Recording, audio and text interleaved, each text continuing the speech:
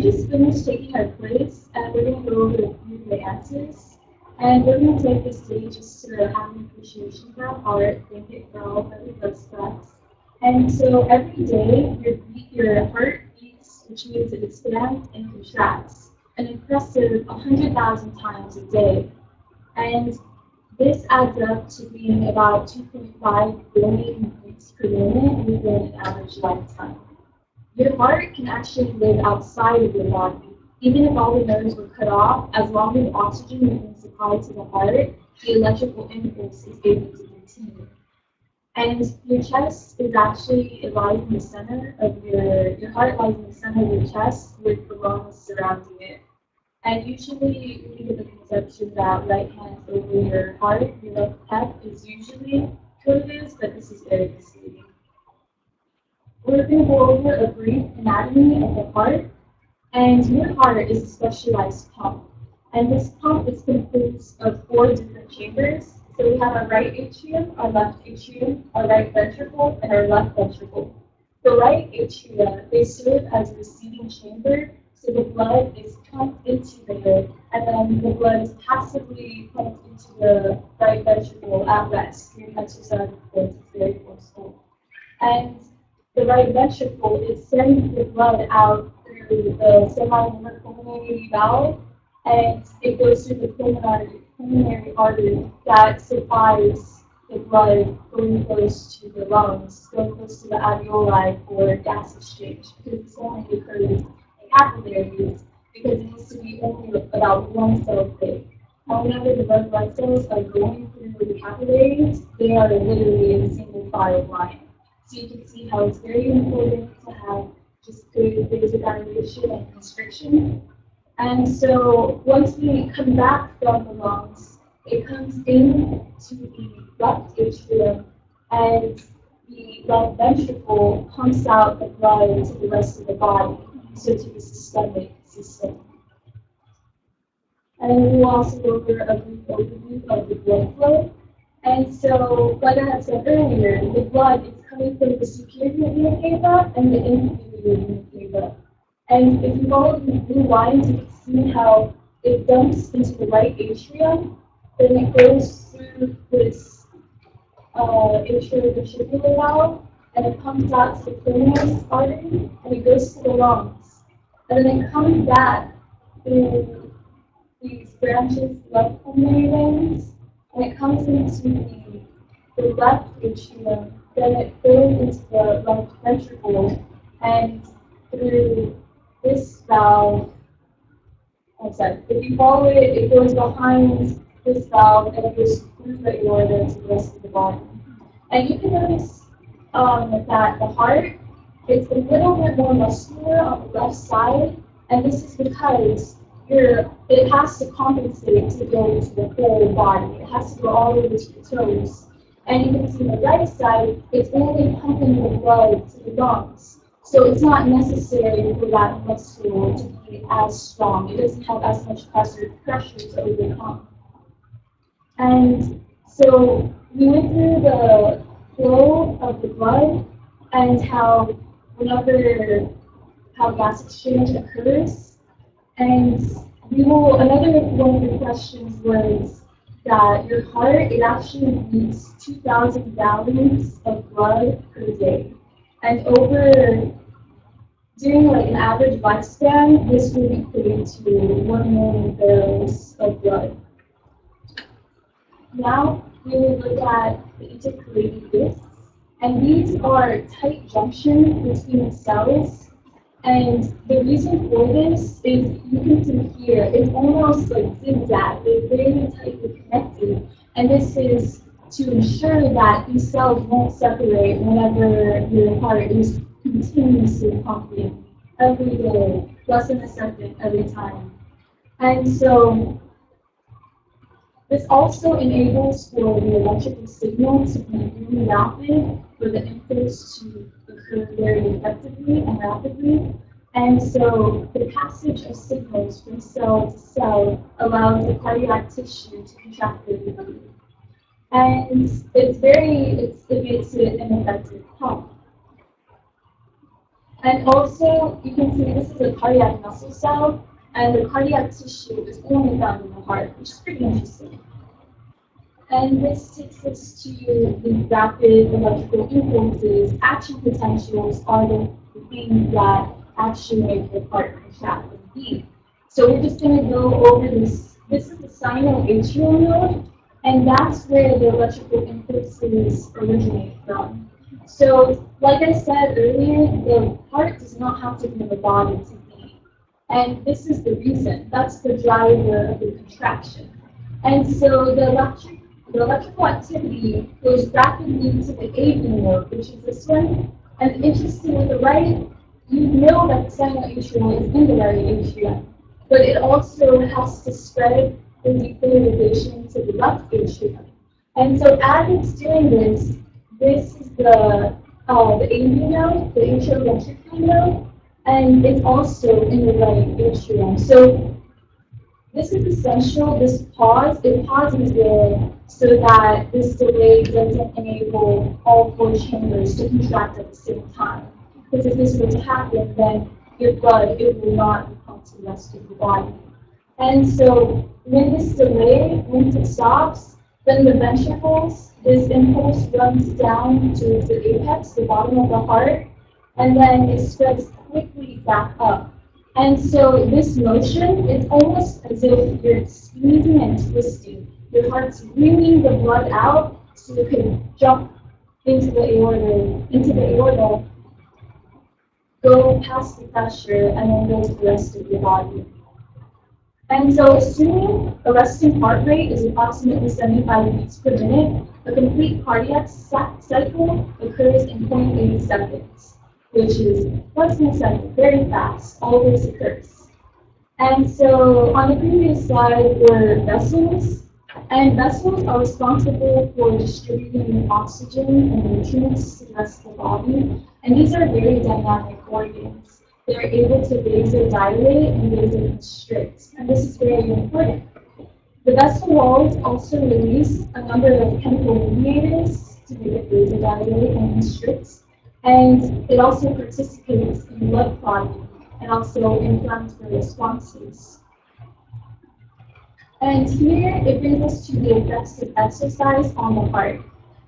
And it's very interesting. Like any other muscle, with exercise, your heart becomes stronger as a result. And so your heart needs to be able to pump blood through your body with each beat at maximum effort. And as you exercise, there's more venous return, which is blood being delivered back into the atrium, so it can be sent out to produce more ATP or energy, and it also removes the carbon dioxide from the organ cells. And this diagram, it shows the distribution of blood at rest and also in heavy exercise. And the predominant organs that are getting the blood during rest is your liver and kidneys, and then your brain follows next. And you can see over here, the muscle only gets about 20% of the blood. But during heavy exercise, there's this dramatic increase where working muscles are expending a lot of energy. In turn, they need more blood to keep that cycle going. And so you can see it almost increases by fourfold. And the interesting thing about this is that the rest of the organs, they technically vasoconstrict, so blood is not being able to go to, say, your stomach, your kidneys, your liver, not as much. Blood is still going there, just not as much as the rest. And this is only a temporary state. You wouldn't be able to do heavy exercise for over, if you're an elite athlete, and if you're running a marathon, you can definitely hold it 2 hours. But average people, we can't even hold it for about 30 minutes. Or we start fatiguing, our muscles start getting out. And so it's a good thing that we can't stay in this state for too long, because that would probably kill us. And another interesting thing about this is it's basically the same graph, just in a different visualization. And at rest, you can see here that the heart, the percentage-wise, it always maintains 45%. But relatively-wise, at rest, it's only receiving about 200 milliliters per beat. And then at heavy exercise, it's actually receiving 1,000 milliliters. So it's because of the cardiac output. So this is basically heart rate times your stroke volume, and this cardiac output is you're getting 25 liters of blood per minute into your heart, and it's being pumped out to the rest of the body. And this is usually the male. These statistics, and at rest, it's at 5 liters per minute. So at rest, your heart's still doing really good. 5 liters is a lot of volume. And so that's an interesting aspect. And over here, you can see that dramatic increase. So while doing heavy exercise, the blood distribution really goes to the working tissues. And you can see here that at rest, your digestive system gets about 20 to 25% blood, but heavy exercise, it drops down to 3 to 5%. So it's really interesting how your body works to be able to distribute the blood to the actual working cells. And so we're going to look more into the changes of heart rate and heart volume. And so resting heart rates range from about 60 beats per minute to 100 beats per minute.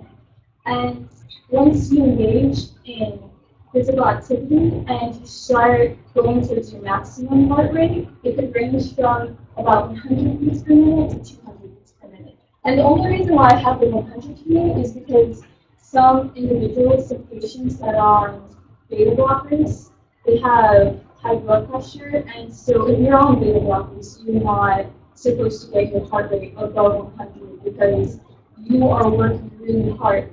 You're working really hard because this medication is trying to lower your blood pressure. So it's gonna be really bad if you try to if you were to increase your heart rate to about 150, that is pretty deadly if you're on these medications. So that's the only reason why it's pretty low. And then some individuals have really high heart rates. It's incredible. And so as you're engaging in physical activity, you can actually see the blood filling and pumping out. And so this larger volume of blood flows into the right atrium and ventricles, and this blood stretches the heart's wall. And once there's a stretch to an optimal amount, the force of contraction is a lot more. But once you get past that point, if it's too filled, then the muscle wouldn't be able to contract because it's just not able to make those binding sites.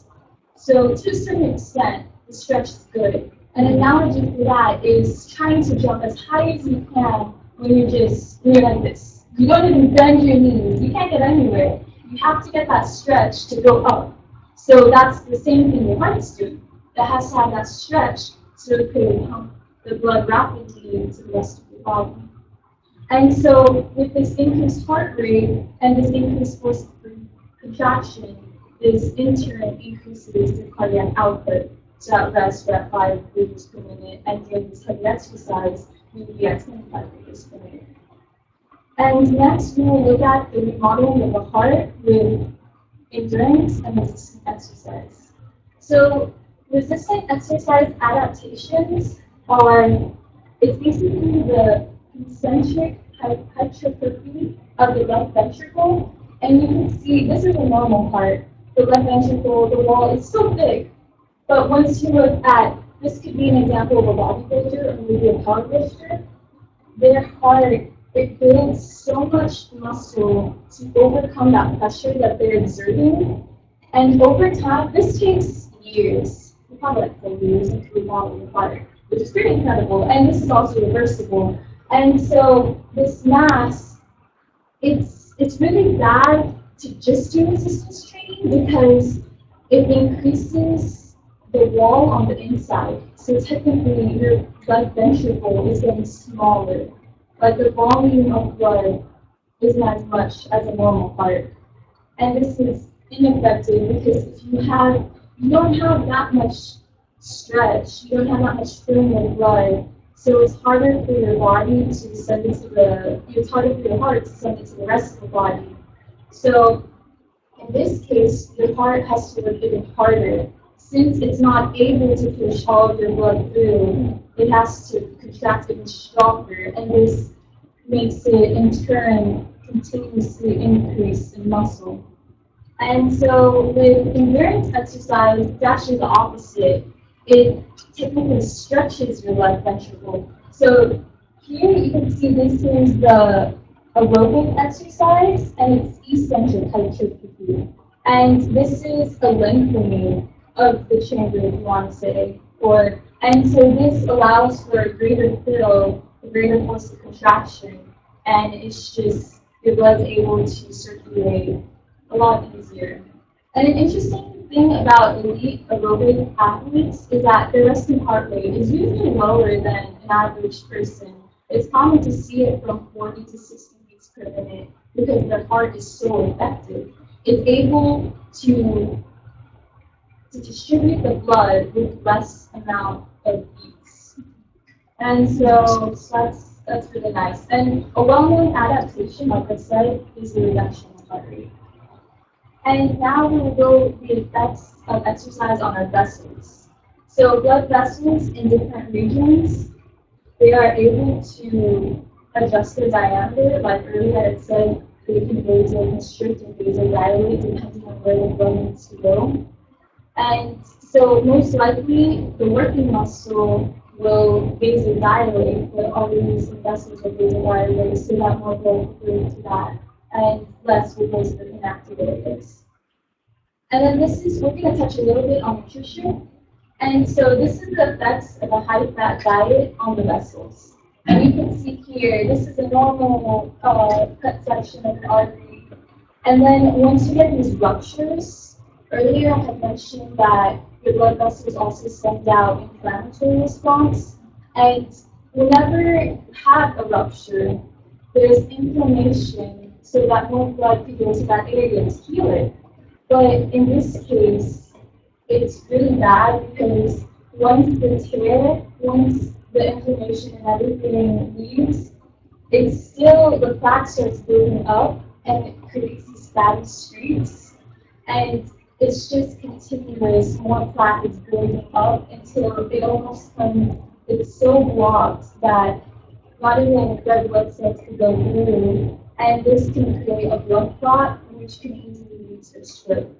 And so these are some dangerous effects that our diet could have on our health, and just that we just need, as long as we moderate, we'll be okay.